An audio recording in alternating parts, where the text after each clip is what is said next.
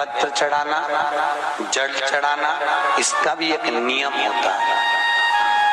शंकर जी पे शिवलिंग पर जल कहाँ चढ़ाया जाता है? सबसे पहला जल अगर शंकर जी को चढ़ाने जा रहे हो तो शंकर जी के जो चरण है, जहाँ से पानी नीचे गिरता है, उसके सीधे वाले भाग पर, अपने हाथ का सीधा भाग, वहां जल चढ़ाओ। फिर जहाँ लेफ्ट भाग है वहां जल चढ़ाओ। जहाँ शंकर भगवान का शिवलिंग रखा हुआ है, तीसरे नंबर का जल वहां चढ़ाना चाहिए।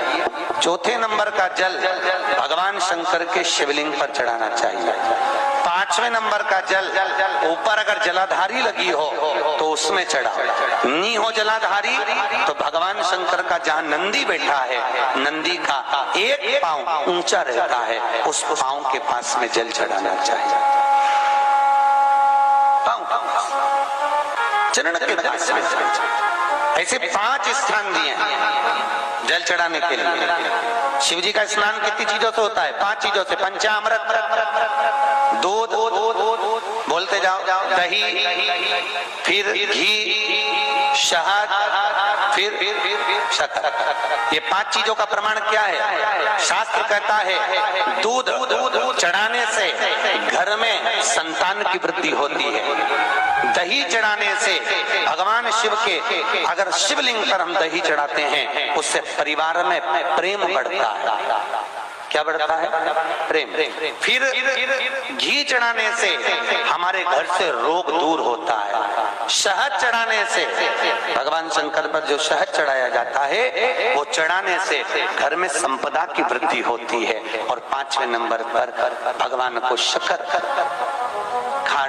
जो आप जानते होंगे, शक्कर आदि पिसी हुई चढ़ा देने से, शिव जी को चढ़ाने से हमारे घर के बच्चे जिद्दी नहीं होते। क्यों कहते हैं?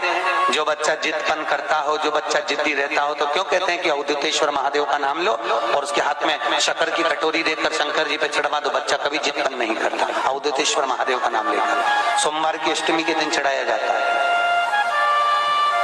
सोमवार की अष्टमी अवधूतेश्वर का नाम लेकर।